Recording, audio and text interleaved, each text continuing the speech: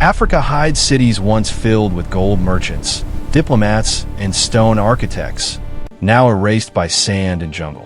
What this really means is that the story of Africa isn't finished. Today we explore the lost capitals of old empires, Koumbi Saleh, Kilwa, Aksum, and more. Stay with me.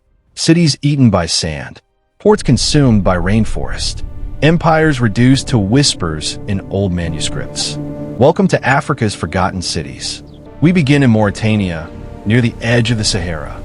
Hidden beneath layers of sand lie the ruins of Koumbi Saleh, once the capital of the medieval Ghana Empire.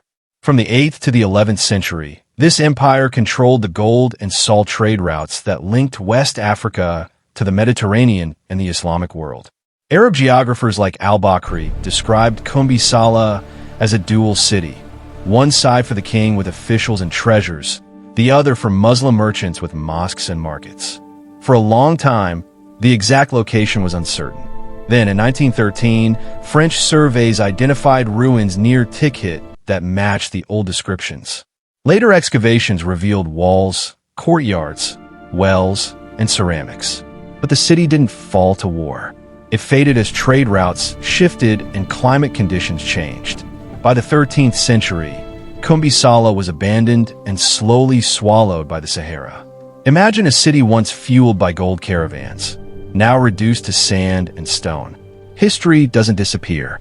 It waits. Now we move to the Tanzanian coast. Past the mangroves lies Kilwa Kisiwani, once the wealthiest port on the Swahili coast. Between the 12th and 15th centuries, Kilwa controlled the flow of gold, ivory, and porcelain across the Indian Ocean.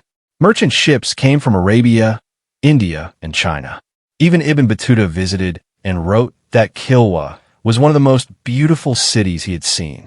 Kilwa was built from coral stone, palaces, mosques, and houses. Wealth entered from inland goldfields and exited through the port. Then came disruption.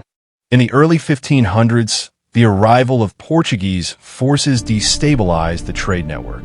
Disease and shifting commerce finished the decline. Today, Kilwa is a UNESCO World Heritage Site, but much of it sits quiet beneath vegetation and eroding walls. The world didn't erase Kilwa. It simply stopped looking. A lost port city with coral palaces, traders from Arabia, India, and China. Then silence. Kilwa sounds like a fantasy novel, except it's real. Next we travel inland to Ethiopia, to the ancient capital of Aksum. From the 1st to the 7th centuries, Aksum stood among the great empires of the world. Rome, Persia, and China recognized it. Aksum minted its own currency, built monumental obelisks, and controlled Red Sea trade. Then, slowly, the empire shifted. Trade routes moved south. Environmental stress weakened the region.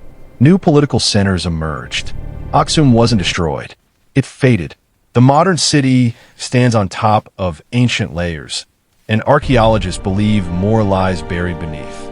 When a city lasts 1,000 years, disappearance isn't sudden. It dissolves into memory. Across the continent, similar stories echo. Koumbi and Koumbi Saleh in western Sudan, Loropeni in Burkina Faso, Great Zimbabwe in the south. Each reveals that Africa's urban past was older and more complex than many imagine. These cities didn't vanish because they were primitive. They vanished because history changed roads. Here's the takeaway. Africa's story doesn't need myth to sound grand. The reality is already remarkable. Gold capitals buried by deserts. Stone ports consumed by rainforest. Empires that traded with Rome, Persia, India, and China.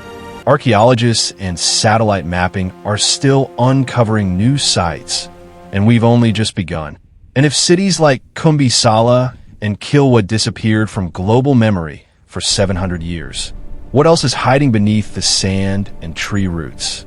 If this sparked your curiosity, watch the video on the Berlin Conference and how it redrew Africa's borders. It connects directly to why many of these cities slipped out of world history. See you there.